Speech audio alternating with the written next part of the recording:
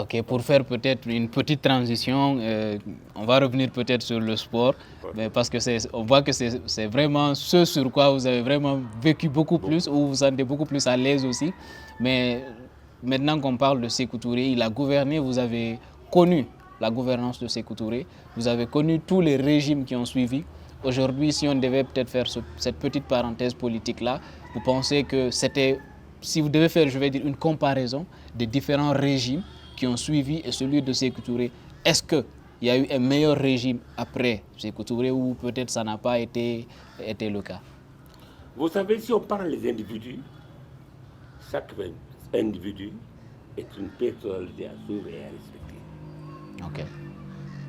Ainsi donc, chacun d'eux avait son organisation et sa partition. Malgré tout, d'aucuns viennent ils disent que le premier régime n'était pas ça, d'aucuns viennent disent que le deuxième régime c'est ça, la troisième république c'est ceci, c'est cela. Mais quant à critiquer les gens, moi je ne le ferai pas. Pourquoi? Dieu, c'est la grandeur de Dieu qui va faire vivre toutes ces républiques-là. Toutes du temps colonial jusque là où nous sommes actuellement. Bonjour, bonsoir, chers inspirateurs. Bienvenue dans votre podcast qui inspire et qui pousse à l'action.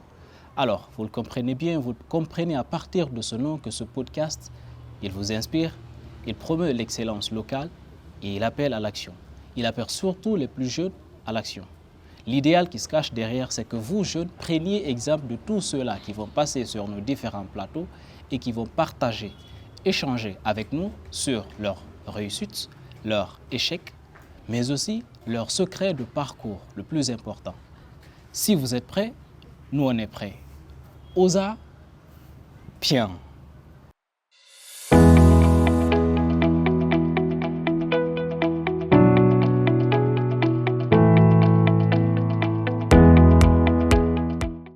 Bienvenue sur ce énième numéro de votre série podcast sur Inspiration.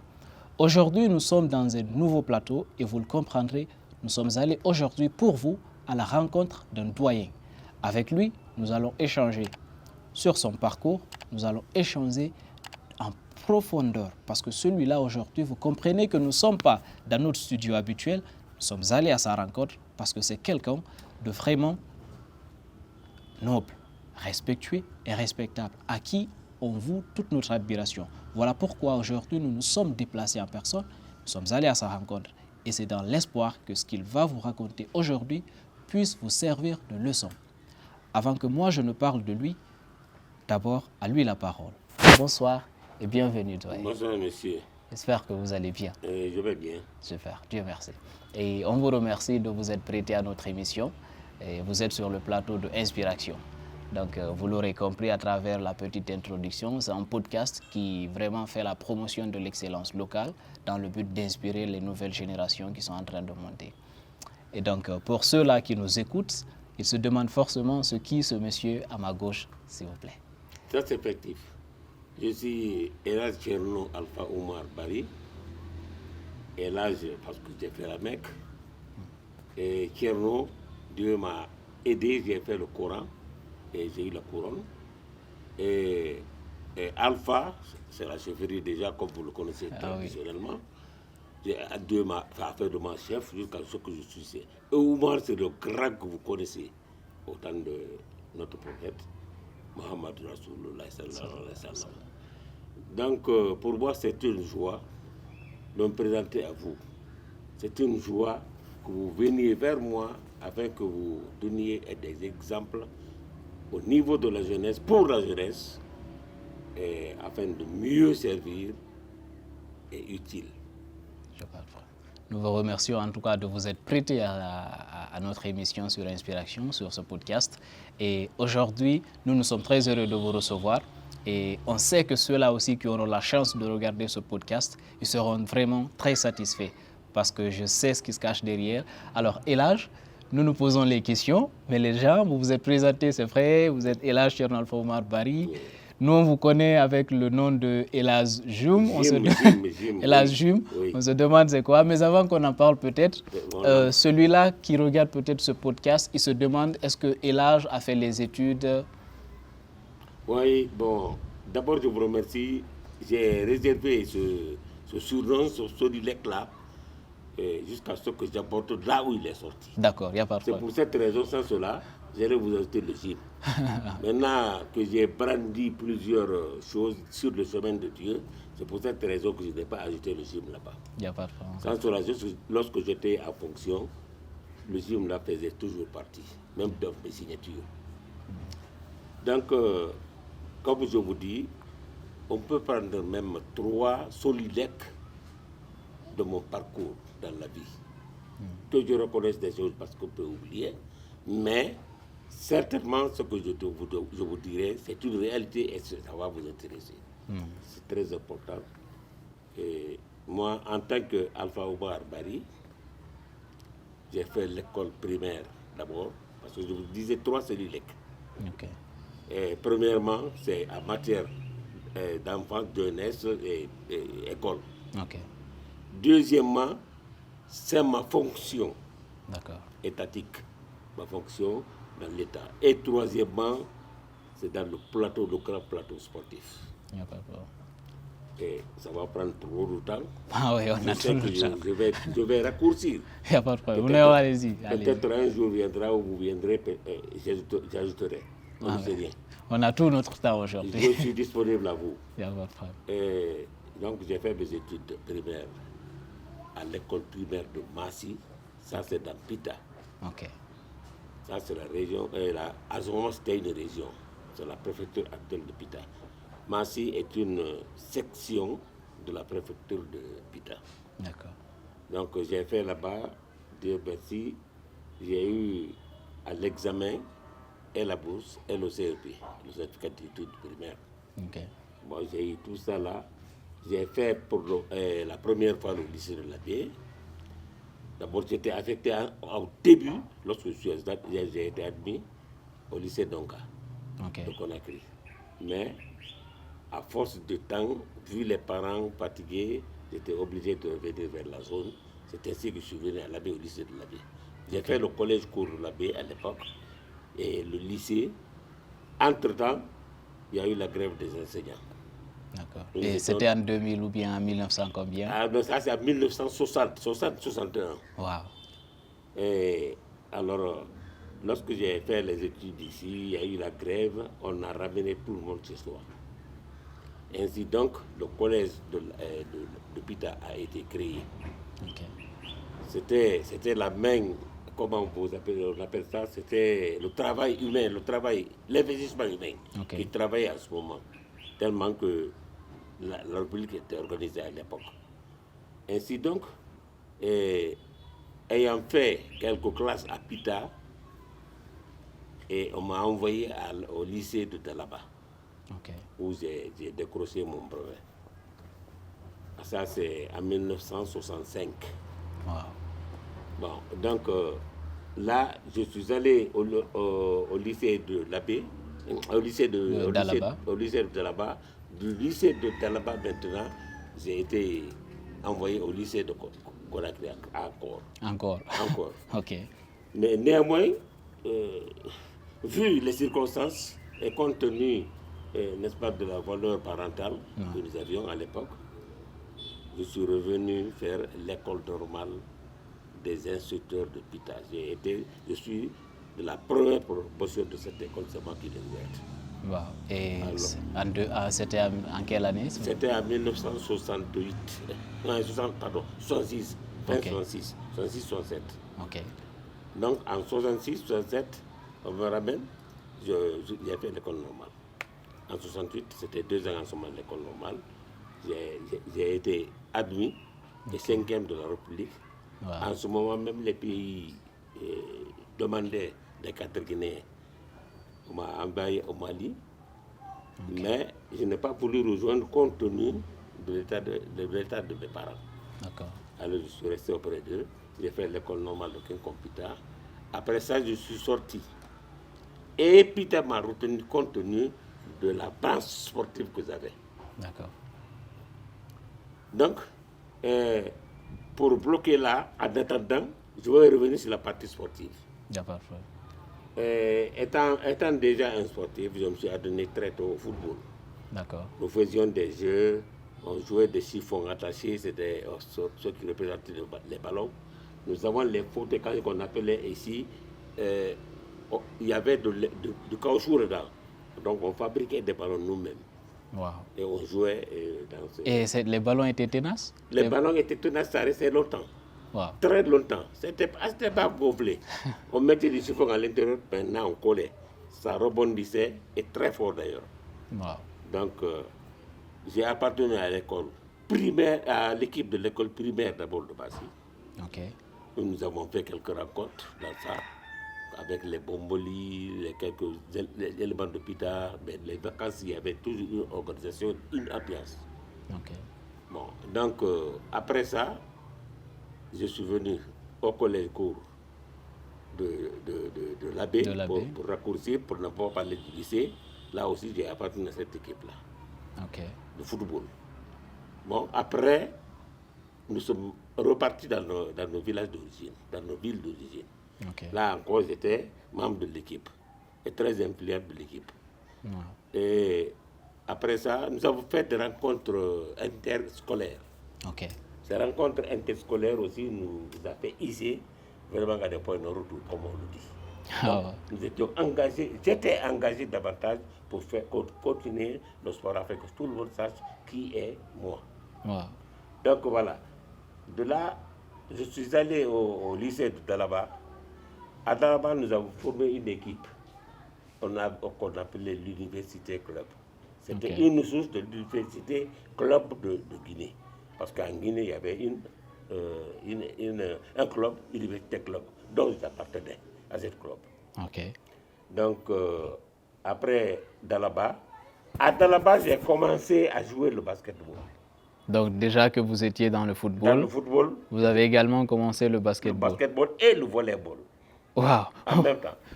Peut-être vous me permettez peut-être de vous couper là avant qu'on ne touche peut-être l'aspect volleyball et basketball. Les gens peut-être aimeraient savoir comment c'est parti, vous avez compris ce déclic pour vraiment votre amour pour le football.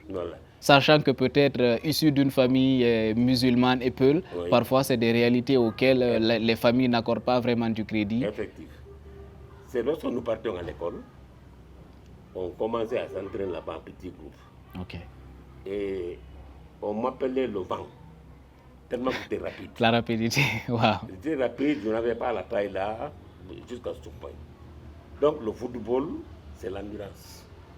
Et j'étais très endurant, plus que tous mes copains. Voilà où est parti le football. J'étais rapide, j'étais endurant. Allez, les gens disaient là, chaque fois qu'il y a les jeux, si je suis présent, on m'appelait. Même si c'est la blague comme ça. Vous étiez devenu incontournable. Et non, ça, honnêtement, pour me dire ça, je ne peux pas le dire moi-même parce que ça me concerne. Non, on le dit. Effectivement, tout ce qui se passait, on me faisait appel. Et si je n'étais pas là, on m'appelait. On attendait à ce que je sois là. Ainsi donc, nous avons été vraiment auréolés dans ça. Mes parents, malgré ce problème de coutume ou quoi que ce soit, ils étaient là. Ils ne savaient même pas comment jouer au football. Ça, ils ne savaient pas. Ils savent seulement qu'ils ont leur école à l'école.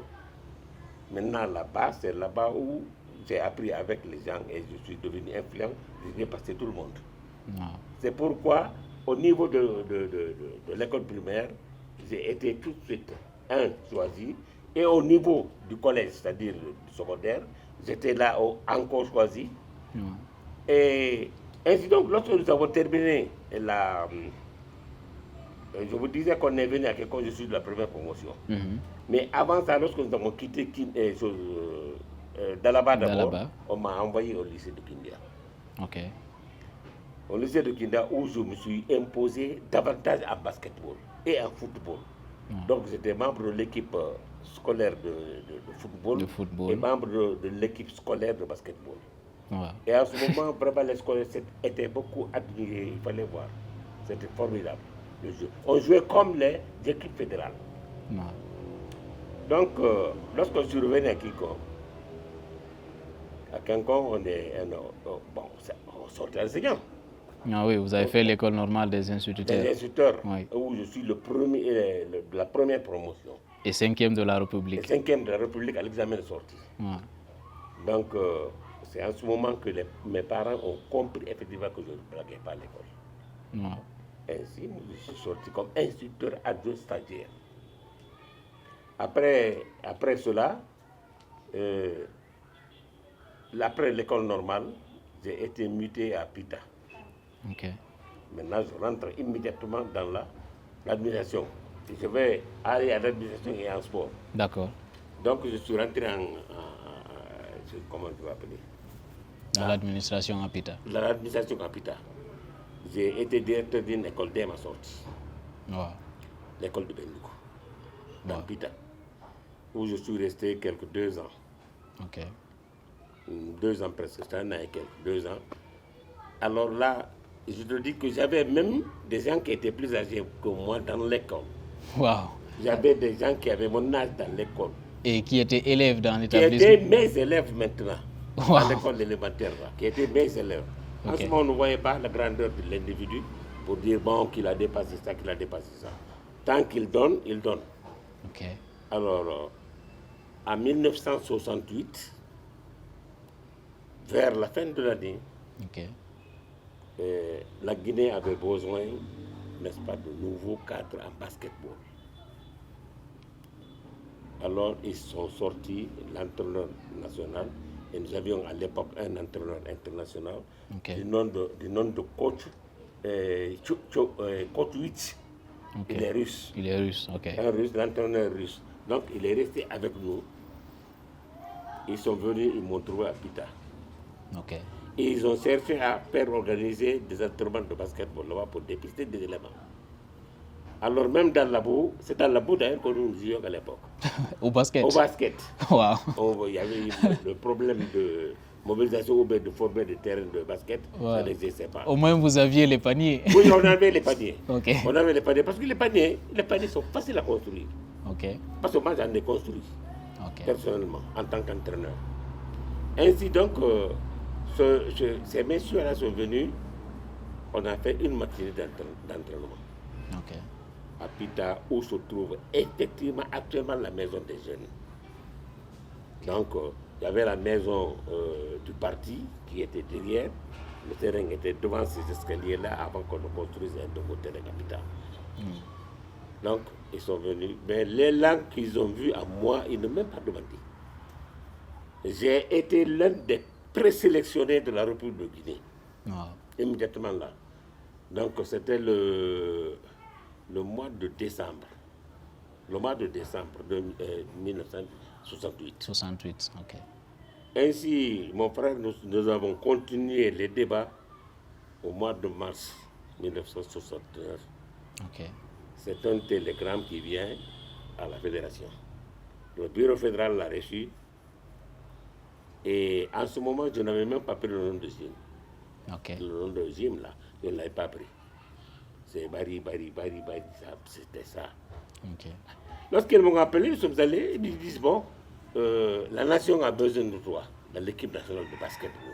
Ouais. Je me suis rappelé immédiatement de la venue, de l'arrivée des 2 entraîneurs qui faisaient la présélection. Ok.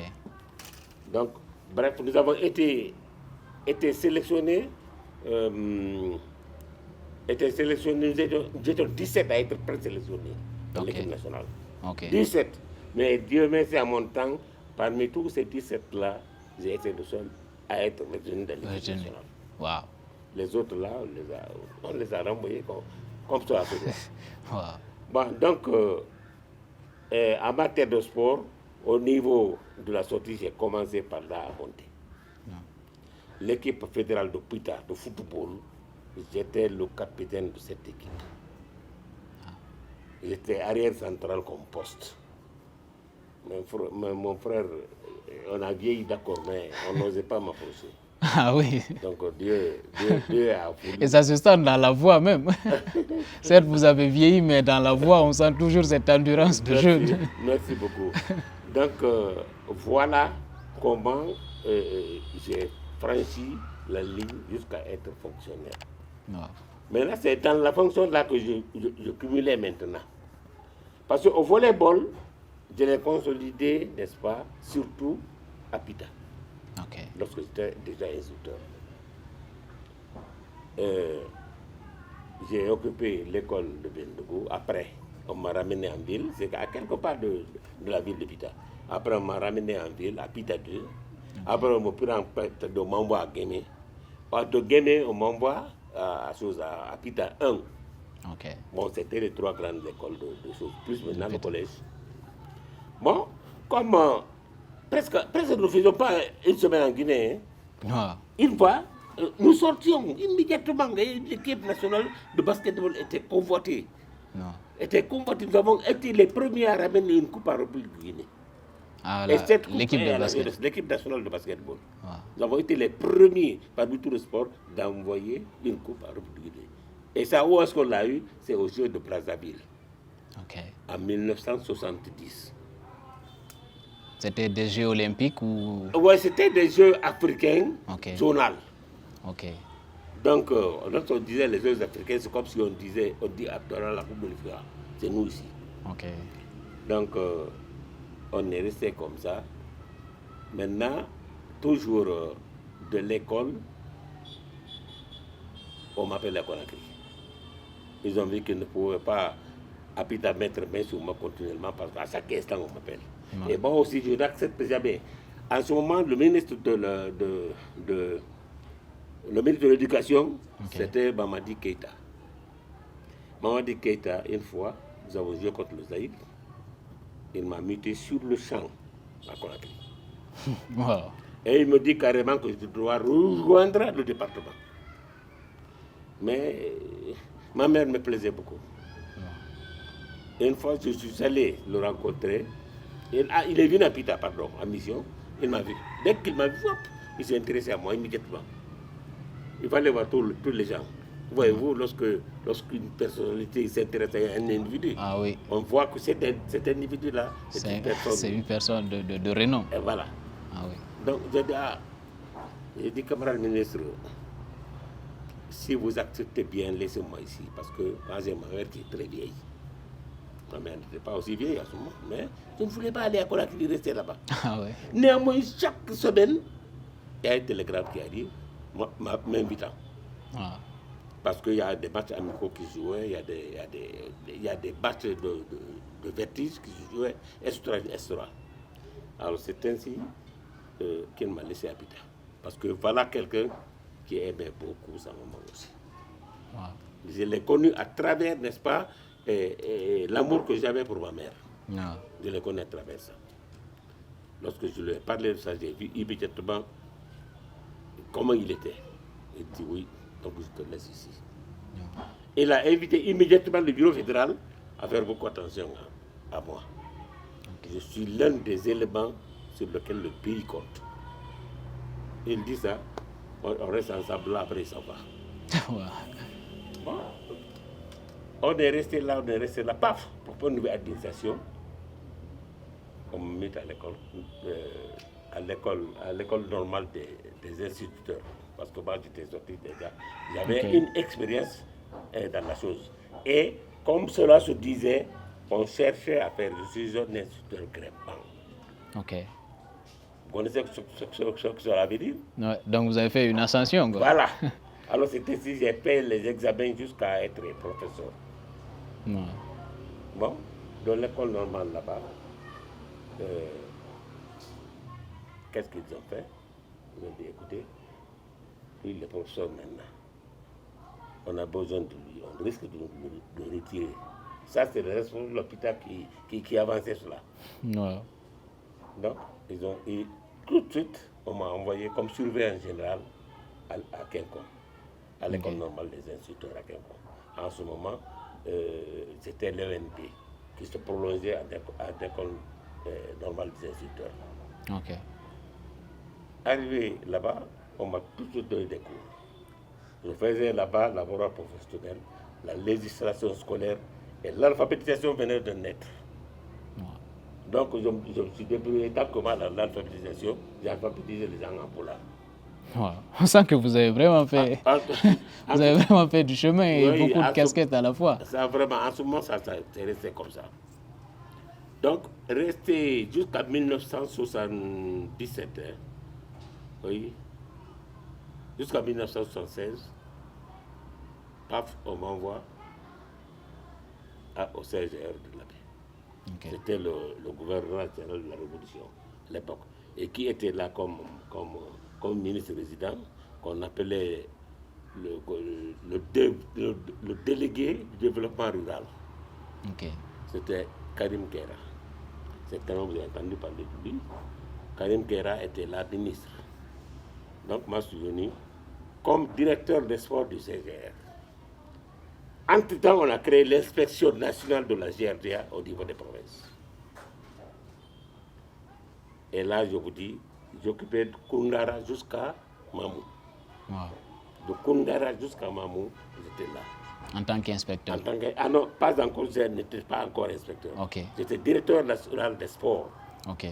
Directeur régional des sports, du moins. Bon, après cela, paf, il y a eu la Deuxième République. Immédiatement, on m'a nommé inspecteur de la jeunesse au niveau de la zone. Wow. De Koundara jusqu'à chose. Dieu merci, l'administration et le sport maintenant sont jumelés, confondus presque. Ah oui, juste peut-être si vous permettez que je vous coupe un peu, les gens se demandent sûrement, vous avez pratiqué le football, vous avez pratiqué le basket, le volley. Et le karaté. Ah ok, le karaté. Oui. Donc je vais prendre un peu mes distances. Non, c'est pas la peine. Donc vous avez pratiqué tous ces sports-là Oui. et vous étiez en même temps dans l'administration. Oui. Comment vous parveniez vraiment à gérer tout cela?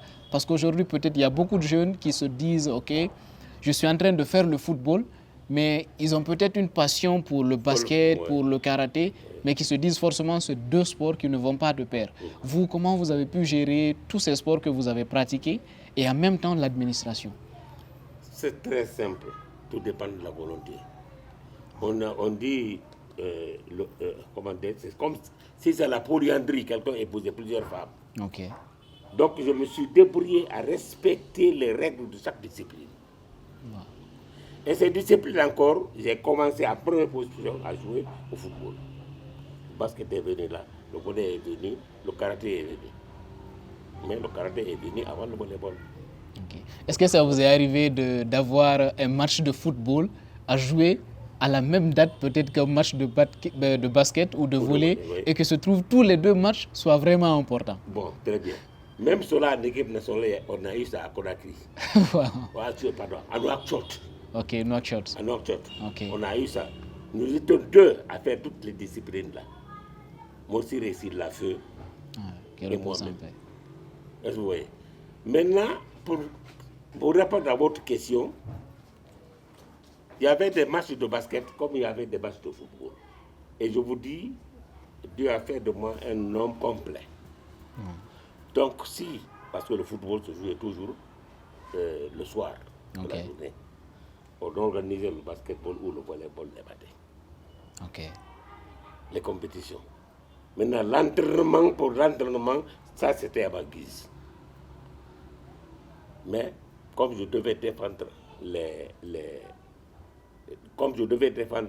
couleurs de ma préfecture, de ma fédération à l'époque, c'est comme ça qu'on l'appelait, j'étais obligé de me soumettre au rythme des choses. Chez moi, tu arrives chez moi, soit je suis au terrain, soit je suis au boulot, soit je suis à la maison. Ça, c'est mes trois branches. Moi, je n'ai pas été populaire jusqu'à ce que les gens ont eu à me reprocher dans mon comportement. Ma popularité est partie d'abord de mon éducation. C'est pourquoi j'ai été populaire. Maintenant, c'est dans cette équipe nationale-là, nous sommes allés, je crois, à New York. On a rencontré un jeune qui était vraiment, qui était formidable, qui était réellement moi-même. C'était ma photocopie, c'était ma lobby pour nous dire que ça. Tellement qu'on se ressemblait. La seule différence entre nous, nous avons la même taille. Nous avons le même teint. Nous avons la même démarche. La seule différence entre nous, c'est les épaules. Parce que le basketteur, vous savez, le basketteur doit avoir des épaules larges. Un petit basketteur comme ça, là, il peut rien faire. Hein. Quelle que soit sa volonté. Okay. Alors, il s'appelait Jim Barry. Jim Barry, ok. Il est originaire de Timbo. Wow. Et vous de Pita, donc sur la même lignée. Et puis je suis presque un parent à moi. Parce que mes grands-parents viennent de Timbo. Wow. Est-ce que vous voyez? Ouais. Mais étant à Pita, né à Pita, grandi à Pita, fait tout à Pita, je suis de Pita. Je reste là. Mais mon point d'origine, c'est là-bas Timbo. Donc ce petit qui s'appelle Jim Marie, comment ils m'ont tiré mon nom Jim? On était à réunion sur le panneau, en non technique. Donc on parlait comment les ailiers devaient pénétrer extra. La technique là-bas quoi. Bon, une partie, ça c'est moi qui suis concerné. Parce que l'équipe, dès qu'on la place, c'est moi qui suis placé en première position. L'équipe nationale de basketball. Ainsi donc, il y a un de nos copains on était assis ensemble, tous. Un de nos copains qui a appelé venu du palais des sports de New York. Il dit, mais vous voyez à ce moment-là, Paris, on est sur son travail, lui il se casse comme ça là. On ne le voit même pas. Il dit, mais tu parles de quel Paris? Et j'étais le seul Paris de l'équipe. Ah oui. Il dit, mais tu parles de quel Paris? On me regarde, on regarde le type qui arrive. Il y a eu celui qui a posé la question qui est très pertinente. Il est parti, il l'a salué. Il demande dans le mauvais anglais là, what is your name? Il dit, my name is Jim Marie.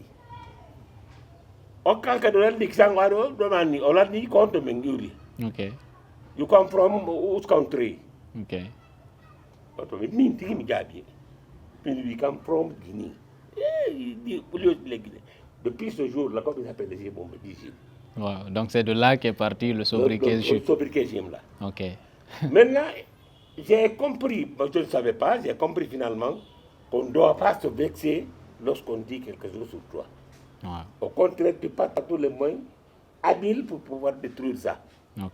Dès que tu t'énerves, c'est fini. Les gens maintenant... les gens continuent à t'appeler. C'est ainsi que le mot Jim, je suis même parti pour ça. Mais heureusement.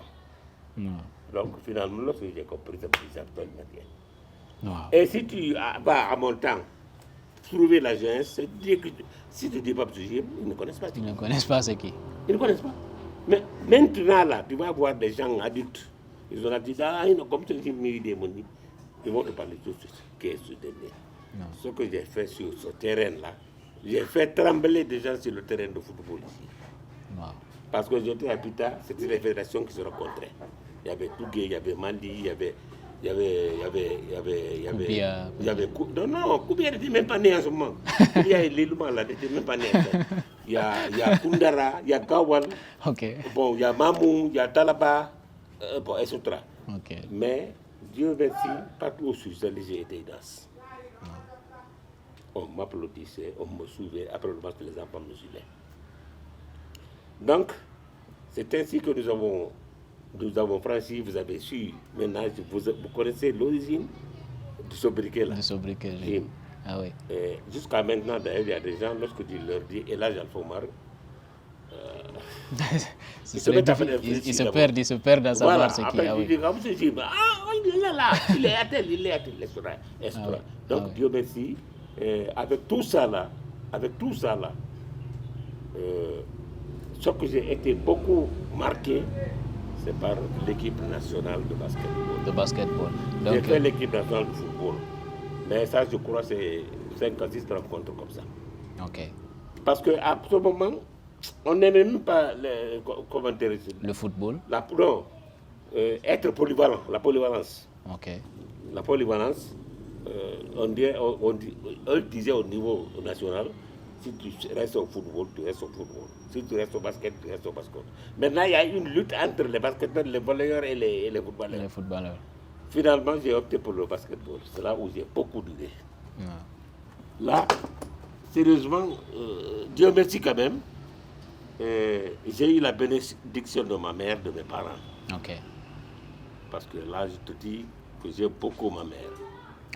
J'aime beaucoup ma mère. C'est pourquoi je suis resté auprès d'elle. Jusqu'à sa mort, elle est décédée ici, dans ma maison ici. Qu'elle repose en paix. Oui, Amina.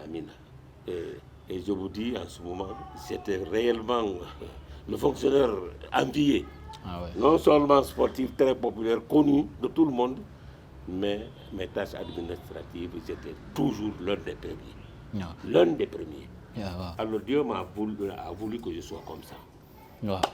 Bon, donc, après ce périple-là, en sport, nous sommes allés, ma première sélection en 1968, c'était le 4e jeu africain de basketball, OK. qui s'est joué à Khartoum. OK. Alors, on a fait 4 mois de préparation pour ça. Ainsi, nous sommes allés. En ce moment, l'expérience n'était pas tellement ça. Et il faut oser. Lorsqu'on dit international, vous voyez comment le terme là est grand. Ah oui. Bon, donc il faut oser. Heureusement, nous avons été bien classés sur les 8 équipes. J'étais 5e, je crois. Non, c'est un sacré parcours. On sent que vous avez vraiment, même si vous avez commencé par le football, mais le basket a pris le dessus. Vous avez fait beaucoup plus de sélections en basket et de compétitions que côté football. J'ai fait presque 667 sélections. Basket. De basketball. Wow. Ouais. Et au niveau du football, vous avez fait 7, comme... 8, 9 fois. Nous, tout petits, quand on a commencé un peu à grandir, on nous a dit la Guinée a une fois été finaliste de la CAN. Je pense qu'elle avait perdu face à l'Algérie. Non, ça c'est le football. Okay, oui, le football justement. Oui. Je pense que la Guinée avait perdu face à l'Algérie. J'oublie l'année. Est-ce qu'à l'époque-là, vous aviez participé à cette compétition? J'étais même dans l'équipe en ce moment. Wow. Avec les Chérif Suleiman, les Petits Souris, les Brahma Kalva, les Barat, etc. On nous disait que quand la première république avec Sékou Touré à la tête nous disait ok, si vous partez en compétition, obligé de revenir pour gagner, ou alors les candidats ou les joueurs, toute la sélection se faisait fouetter. Est-ce que vraiment c'est des histoires qu'on nous raconte? C'était des leçons de morale qu'on nous faisait. Ah. Mais au temps de Sékou Touré, c'était du sérieux parce que l'argent, minimisons ce que c'est que l'argent. On nous donnait une petite prime de participation simplement. Tout le reste là, on ne donnait pas. Ce n'était pas notre problème. Et nous nous sommes engagés dans ça. Vous aviez le patriotisme Non, c'était ça. C'était le patriotisme à l'époque. C'était comme ça à l'époque. C'est-à-dire, on a été cultivé comme ça et c'est parti comme ça. C'est lorsque nous avons quitté, nous avons cédé, des années après, qu'il y a eu les professionnels, ceci, là. La Guinée refusait le professionnalisme. Non. Sans cela, un Kandja, vous avez entendu d'un Kandja par exemple en Guinée. En Guinée, lui il devait être professionnel. Moi personnellement, je devais être professionnel. On m'a volé même en Côte d'Ivoire ici pour me donner une villa. J'ai passé 3 jours dans cette villa, en Côte d'Ivoire ici. Ouais. Ils ont dit, bon, ça, ils ont besoin de moi, c'est là, voilà. Ton logement, c'est ça. On t'envoie une voiture de 3 mois, des trucs comme ça. Là. Mais dès que je pense à ma mère, je dis, mes frères, écoutez, je vais partir, mais je reviendrai. Ouais. En Sierra Leone, il y a eu la même chose aussi.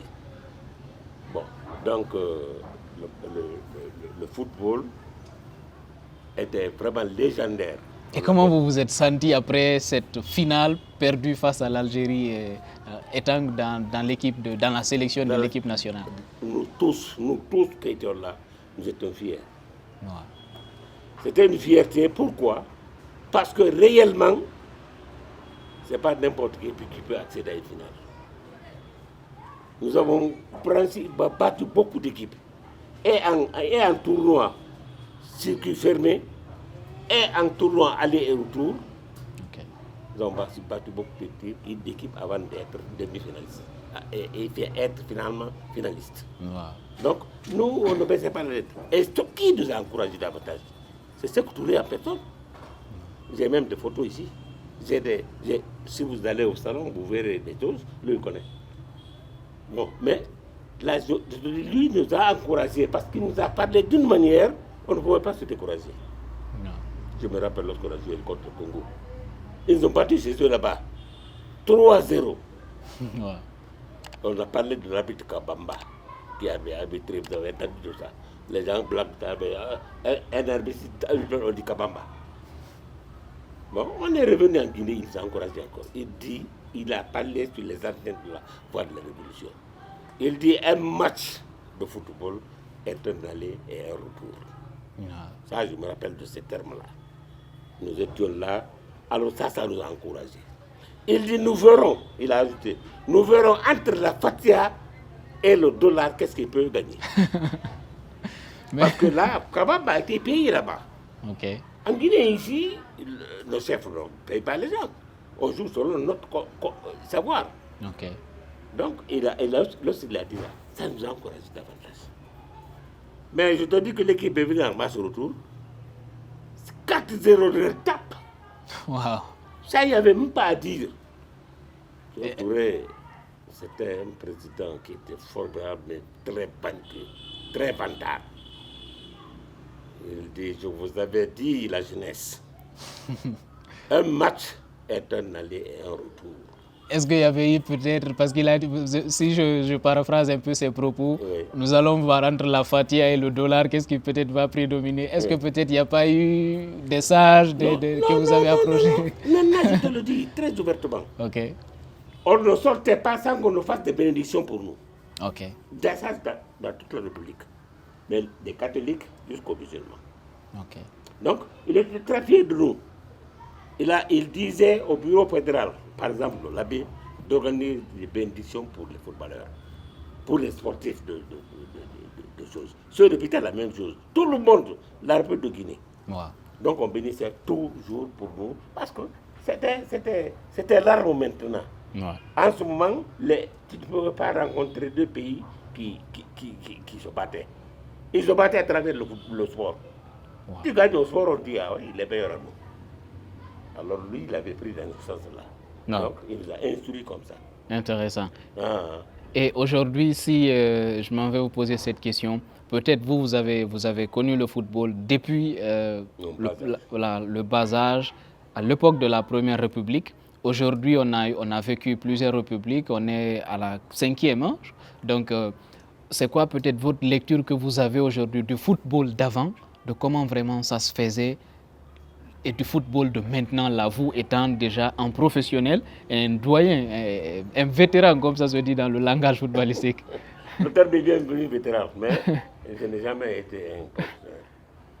La Guinée, on n'acceptait pas qu'on parte dans les pays joués. Et un professionnel, c'est quelqu'un qui se spécialise simplement pour ça. Or, Okay. nous avons nos fonctions administratives.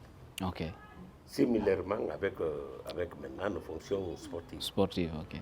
Donc, comme vous le dites, il n'y avait pas de quiproquo entre, n'est-ce pas, la bravoure d'un sportif et la bravoure de quelqu'un qui aime le sport. Vous aviez des gens qui nous suivaient de gauche à droite comme ça, nous applaudir. Donc, même passer l'année chez nous. Non. Donc, nous sommes restés avec ça. Alors, il n'y a pas eu d'ambiguïté entre le sport et la religion même. Et la religion, ok. Et la religion même. C'est pourquoi que le défunt président, le feu Abel Sékou Touré, disait que Macha est un aller et un retour. Okay. Et il avait un fondement. Et puis il était comme si c'était un magicien. Je te le jure. Et il te dit ça, ça va durer, mais ça va venir, mais ça va sortir immédiatement ce qu'il a dit. Non. Et Sékou Touré, donc on dit qu'il est méchant, il a tué, il a sauvé, mais Dieu seul sait juger ça. Ouais. Parce que je te dis qu'il avait des hommes à côté de lui.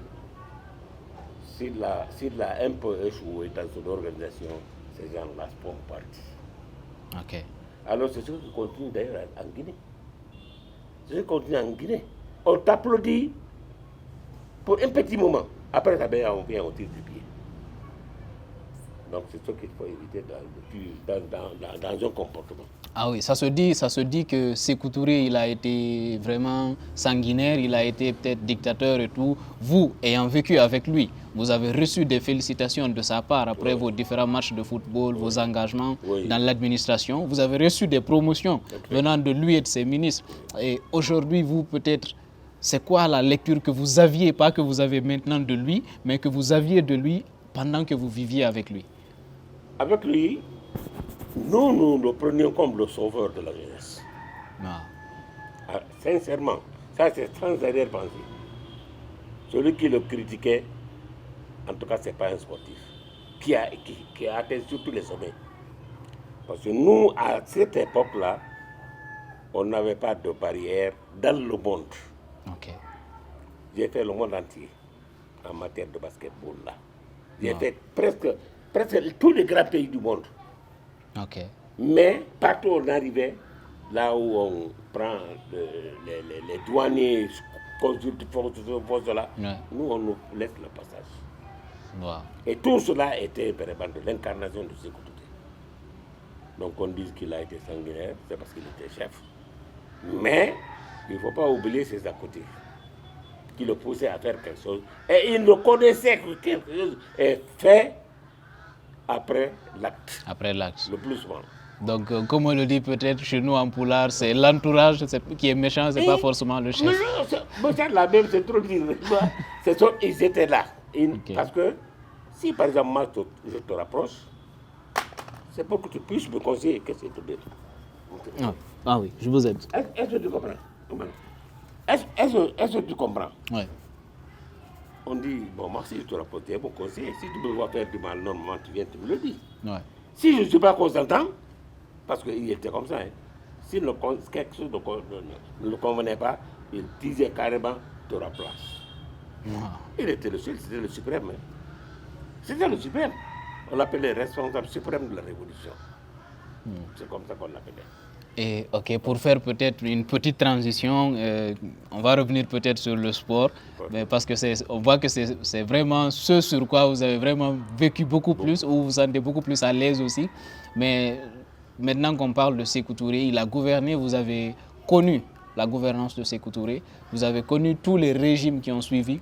Aujourd'hui, si on devait peut-être faire cette petite parenthèse politique-là, vous pensez que c'était, si vous devez faire, je vais dire, une comparaison des différents régimes qui ont suivi et celui de Sékou Touré, est-ce qu'il y a eu un meilleur régime après Sékou Touré ou peut-être ça n'a pas été le cas? Vous savez, si on parle des individus, chaque individu est une personnalité à suivre et à respecter. Ok. Ainsi donc, chacun d'eux avait son organisation et sa partition. Malgré tout, d'aucuns viennent ils disent que le premier régime n'était pas ça, d'aucuns viennent disent que le deuxième régime c'est ça, la troisième république c'est ceci, c'est cela. Mais quant à critiquer les gens, moi je ne le ferai pas. Pourquoi? Dieu, c'est la grandeur de Dieu qui va faire vivre toutes ces républiques-là. Tout le temps colonial jusque là où nous sommes actuellement. Non. Mon âge m'a permis de vivre dans ça là. Je suis né très longtemps. On me voit assis ici tout de suite. On dirait que bon voilà, lui il est en forme, il est jeune, il est aussi au salaire. Mais ce n'est pas grave. J'ai mes 80 ans sonnés. Non. Actuellement, parce que je suis né en 1945. À la Seconde Guerre mondiale. Justement, à la fin de la Seconde Guerre mondiale. Wow. Bon, donc, ça c'est une parenthèse. Ah oui. C'est-à-dire, les régimes, chaque régime a son organisation. Ok.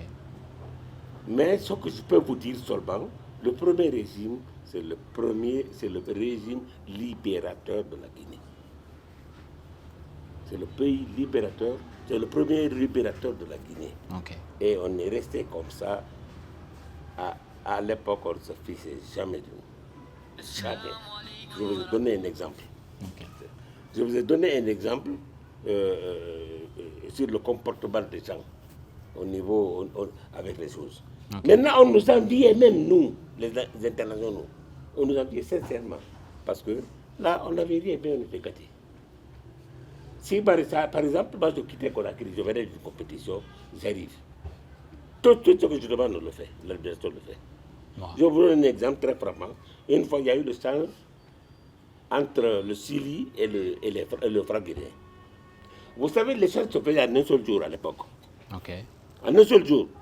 Vous vous débrouillez à ce que ça se termine le même jour.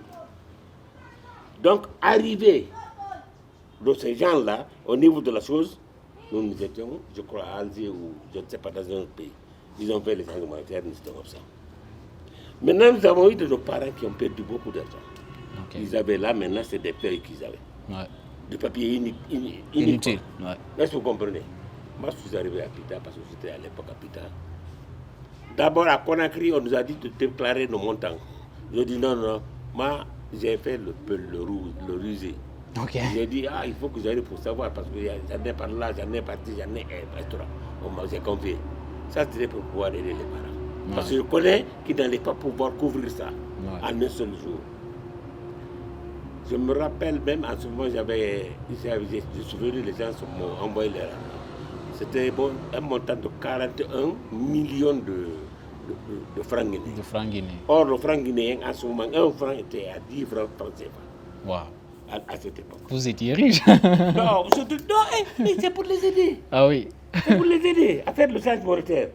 C'est ainsi que je suis venu même de l'Abbé, depuis tard, parce que l'Abbé était la capitale régionale. Ok. C'est ici qu'on m'a payé les 42 000. Waouh. Oh, et puis là, c'est multiplié par 10. J'ai pris tout ça là, j'ai pris dans le sac. Je suis allé restituer à chacun. Wow. Mais ça seulement, cette bénédiction seulement me suit. Ça me suivra. Ah oui. Parce que j'ai aidé les gens. Je n'ai jamais accepté de manger l'argent de quelqu'un. Ah oui. Je suis parti de mes propres ailes jusqu'à maintenant. Très intéressant. Pour peut-être sur la même lancée, vous avez volé de vos propres ailes jusqu'à vraiment devenir là où vous en êtes aujourd'hui. Nous, on en est très fiers parce qu'aujourd'hui, à vous écouter, on s'inspire vraiment. On voit que vous avez fait du chemin. Ça prouve que nous aussi, des jeunes comme nous qui sont dans le sport, dans l'administration, ils peuvent déjà comprendre qu'ils peuvent jumeler sport et administration. Ils peuvent aller de l'avant en peut-être suivant les traces que vous avez eu à suivre. J'ai envie de vous poser cette question-là. C'est quoi peut-être ce secret-là que vous allez partager à ces jeunes qui sont aujourd'hui dans le football, enfin dans le sport, que ce soit un secret ou c'est quoi vraiment votre mot pour ces jeunes-là qui puissent vraiment l'aider lui en tant que jeune à bien se tenir et à faire une belle carrière. Si vous acceptez sans vous froisser, retenez cette question vers la fin. Il n'y a pas de problème. Comme ça, j'aurais terminé ma carrière administrative. Il n'y a pas de problème. J'aurais fait une grande partie de la carrière. Je ne vous dirai pas, je ne pourrais pas. Parce qu'il y a beaucoup de choses que j'ai oubliées. Ah oui, ah oui. Maintenant, retenez cette question. N'oubliez pas de la poser, je vais vous la répondre. Il n'y a pas de problème. Mais en attendant ça, vous savez, j'ai été affecté ici comme directeur des sports. Oui. J'ai été nommé inspecteur de la jeunesse. Hein? Ok. Bon, depuis que j'ai été militaire à l'Abbé, je suis à l'Abbé. Sauf ceux qui ne connaissent pas que je suis originaire de Pita. Wow. Je suis de Pita. Tout le monde connaît que je suis de l'Abbé. Je suis né ici, j'ai grandi ici, parce que j'ai tiré ici. Ouais. Depuis 1978. Wow. Je suis là. Donc, ici, j'ai changé beaucoup de fonctions. Bon. Donc, étant inspecteur, une fois, on a commencé à se foutre un peu de la jeunesse. Okay. À la deuxième, troisième même République.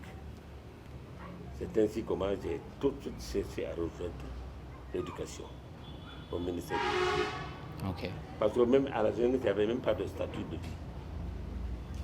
Mais heureusement, j'ai su me comporter comme cela se doit pour pouvoir mieux réussir. Okay. Alors là, ma nomination comme directeur des sports, inspecteur, jusqu'à maintenant là. J'ai quitté, je suis revenu à l'éducation. Okay. À l'éducation, je suis allé d'abord tout premièrement en tant que chargé des examens au niveau de l'IRE, okay. de l'inspection régionale de l'éducation. Bon, je suis resté des années là-bas. Après, il y a eu la formation de ces comment ça s'appelle, des gestionnaires de ressources humaines. Okay. Alors, l'inspecteur d'alors qui était là, qui m'estimait beaucoup, a demandé comment on va faire. Il y a ce poste-là qui doit être vacant parce que celui qui est là voulait aller auprès de sa mère aussi aller là-bas. Ok. J'ai dit oui. Ben, là où je peux tenir, hein, partout où vous me mettrez, il y a tout que je me débrouillerai. Il dit bon, je vais te proposer là-bas. Ils ont proposé ça. Il n'y a pas eu 3 jours, l'arrêté est venu. L'arrêté est venu. L'arrêté est venu.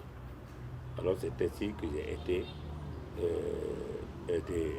chargé des ressources humaines à l'IRE de l'Abbé. C'est là où j'ai pris ma retraite. Wow. Actuellement, j'ai pris ma retraite, toute la fonction continue.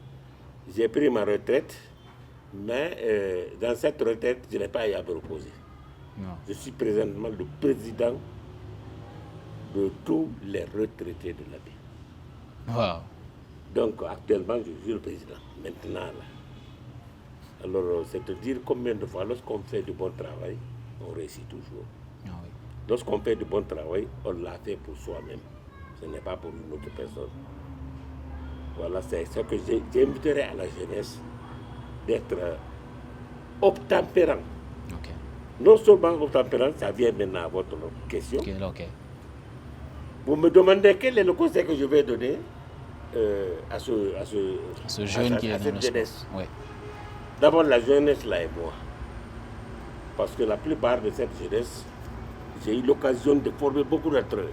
Ok. À tous les points de vue. En sport, en enseignement, etc. Je ne vais pas tout vous raconter. Ça, vous serez bien, mieux choisi encore. Beaucoup choisi. Beaucoup embêté parce que je ne vous ai pas parlé des écoles que j'ai occupées ou que j'ai enseigné ici.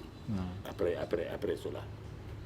Donc, les jeunes là, l'amour, si on a l'amour de quelque chose, on réussit toujours, on ne recule jamais. Wow. S'ils sont vraiment sportifs, ils peuvent faire leurs études et faire le sport sans perdre quoi que ce soit. Non. Mais ce que le sport n'aime pas, c'est la délinquance. Ça, le sport n'aime pas ça. Il faut être correct, droit et respectueux de ce que tu as choisi. Non. Là, Intéressant. alors les jeunes actuels, ceux qui font du sport et qui sont à l'école en même temps, ils peuvent envoyer les deux. Moi, personnellement, je l'ai fait. Suivre les deux jusqu'à la finition de chacune des parties. Wow. Pourquoi? Je vous donne un exemple.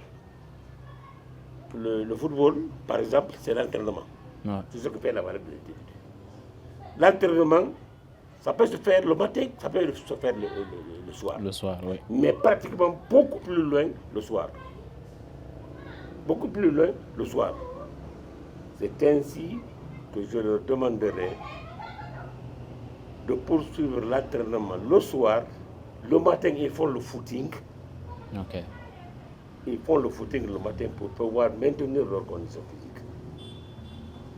S'ils arrivent à maintenir leur condition physique, quelle que soit l'organisation des rencontres le soir, l'intérêt c'est peut venir. Mais c'est l'amour. Ok. Et la discipline surtout. Non. Parce que lorsqu'on est discipliné, on réussit. Intéressant. La volonté est là déjà parce qu'il a opté. Mais la volonté est la chose maîtresse de tout faire. De tout faire. Lorsqu'on a la volonté, on peut réussir. Non. On échoue, on réussit, on échoue. Finalement, on réussit. Ah oui. Donc voilà l'histoire de ce que je recommande à la jeunesse actuelle. C'est très intéressant, ils l'auront compris, eux qui auront la chance de suivre ce podcast. Oui. Et nous vous en remercions d'avance. Oui. Et c'est peut-être vers la fin de ce podcast et nous espérons en revenir pour vraiment qu'on continue. Peut-être que ça va être un épisode, le premier, peut-être que nous reviendrons pour qu'on fasse un autre. Mais avant, j'ai envie de vous poser peut-être quelques petites questions. Chacun de nous a vraiment quelque chose dans sa vie qui l'a marqué. Vous ayant fait 4 disciplines, on n'en a pas parlé du karaté, on va revenir pour ça un autre jour.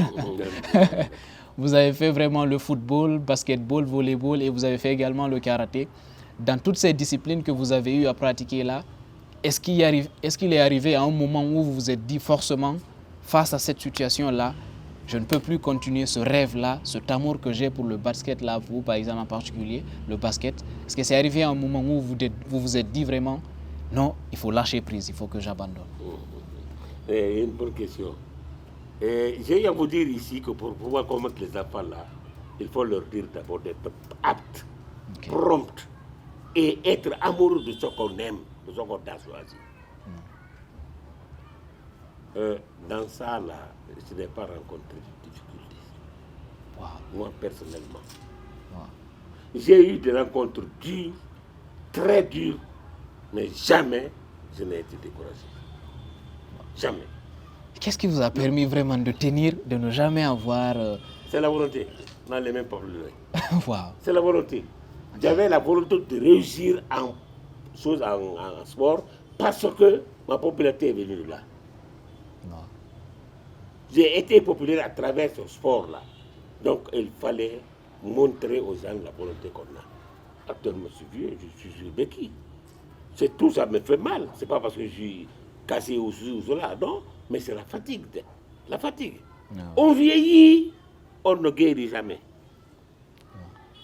Ça peut se calmer, mais le vieux ne guérit jamais.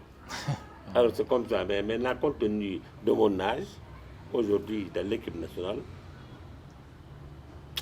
je suis le plus vieux de l'équipe nationale de basketball. Et je suis le président du basketball au niveau de la zone. Je suis le président de l'ETT, je suis le président de la Fédération guinéenne de la Ligue régionale de basketball et membre de la Fédération guinéenne de basketball. Ok. Bon, il y a tout ça là. On sent que l'amour continue toujours à vivre dans mon cœur. On ne vieillit que par les connaissances et par les rayures du corps. Mais on ne vieillit jamais par l'esprit. Wow. C'est pour cette raison que je reste mobile. Et c'est pourquoi je vous ai dit que je peux tout vous dire.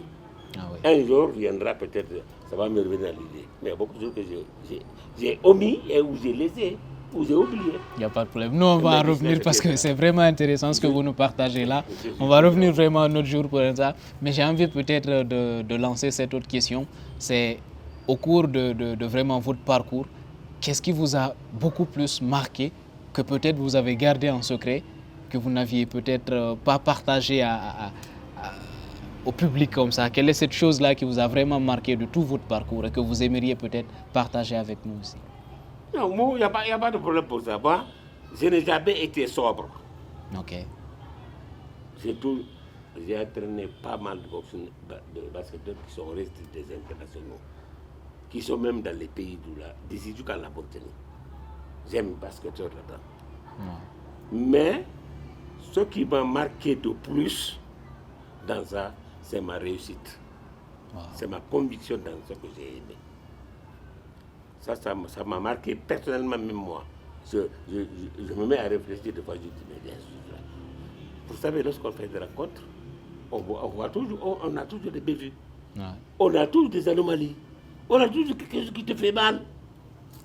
Mais c'est quelque chose à éponger. C'est à éponger. Ce qui est important dans ça, c'est la réussite. En matière de sport, lorsque tu es international pour ton pays, on ne peut pas dépasser là. On ne peut pas dépasser là. Je prends ma fonction. J'ai grimpé jusqu'à... On m'a même proposé mettre de conférence au niveau de l'éducation. J'ai dit, je reste professeur, je ne m'engage plus. Comme je sois. Ainsi donc, lorsque j'ai dit ça, en même temps, on m'a envoyé une bourse ici pour aller à l'Union soviétique. À ce moment, c'était l'Union soviétique. C'était les années 80. Les années 80, 1980. Là, je suis allé à Seigneurie Boulevard, qui est l'institut de la fausse couturerie. Et je suis arrivé là-bas avec ma popularité et ce que je connaissais faire au niveau des sports. On voyait que j'étais polyvalent. Chaque fois qu'on posait une équation par là, Dieu me donnait la chance de la résoudre. C'est ainsi que je suis, qu'on m'a nommé là-bas. Nommé, pas élu, hein. On m'a nommé chef de tous les stagiaires qui étaient venus à Moscou à ce moment. On m'a proposé de faire l'aspirature, j'ai fait l'aspirature à sport. On m'a dit que je reste pour faire le doctorat, j'ai dit non, je m'en vais. Le temps que j'ai fait ici, ça peut se faire largement. Alors tout ça là, je ne fais que remercier Dieu parce que je n'ai rien vu de ce qui me déplaît. Moi, je n'ai pas demandé ça, sans cela je vous dirais dans quelle rencontre était Justement, c'était la question qui allait suivre. Voilà.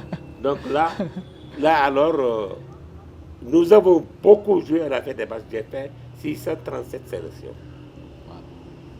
Si vous venez à la jeunesse, comme je vais comment je vais dire, intéressez-vous un peu à la carrière de Barry. Parce que c'est après moi qu'il y a eu beaucoup de Barry. Bon, mais maintenant, si vous vous intéressez, vous intéressez à ça, vous verrez effectivement ce que je vous dis est vrai ou si c'est faux. Et ces rencontres dans les pays et tout ce qui s'ensuit, la preuve est dans mon salon ici. Vous pouvez même entrer tout de suite voir. Vous allez voir les médaillons qui sont alignés au mur. Malgré que les gens sont venus prendre ça. Parce que les gens, dès qu'ils voient ça, ils sont excités. Ouais. J'ai même reçu des plans ici qui m'ont dit qu'il faut que je leur donne ça. J'ai dit ça, c'est le labeur. C'est le fruit de ma compétence. Ah oui. Je me suis cassé les os pour ça. Et là, ça ne sortait pas comme ça. Ah oui. Bon, mais on m'a beaucoup volé ça. Qu'est-ce que tu t'adresses? Maintenant, ceux qui connaissent seulement connaissent mon histoire. Ah oui. Ceux qui ne connaissent pas, ils ne peuvent pas savoir. Voilà la situation. Donc, et pour en revenir à la question de vraiment la réalité que vous avez traversée, qui est peut-être cette réalité-là négative qui ne vous a pas vraiment plu. Bon, un international, c'est quelqu'un qui est gâté pour son pays. Les autres pays peuvent ne pas te prendre en valeur, mais toi, ton pays te prend toujours en valeur, en principe. Non. Ce qui m'a beaucoup marqué. Nous sommes allés au Burkina Faso une fois, on a joué. Lorsqu'il y a eu l'histoire entre la Guinée et la Côte d'Ivoire, okay. Même si vous n'étiez pas né, vous avez appris ça. Donc, c'est sérieusement qu'ils ont pris le premier ministre guinéen et le couleur en Côte d'Ivoire. Okay. Bon, nous jouions là-bas. Finalement, l'ambassade de Guinée en Haute-Volta, je pense que c'est Haute-Volta qu'on appelait. Okay. C'est lui, il s'est occupé de nous, mais nous avons dit nous avons vu qu'on vidait son budget. Wow. Maintenant, on était obligé de jouer pour obtenir quoi manger. Quoi manger. Faire des matchs. Des matchs qu'on organisait, ils faisaient la paix à l'entrée et tout remettre l'argent. On arrive à Bamako. On a eu un avion là-bas qui devait venir à Conakry. Mais il allait venir à Bamako maintenant à Conakry pour aller à Dakar. Okay. Est-ce que tu comprends? Nous avons dit, comme il y a ce qui pour là, on ne va pas aller, eux aussi vont nous prendre. Parce qu'il doit être un cadre guinéen là-bas, il le prenait. Wow. Tellement qu'il y a eu la confusion entre nous en ce moment. Alors, arrivé à Bamako, on faisait la même chose. Parce que l'ambassade nous a supposé que c'est bon.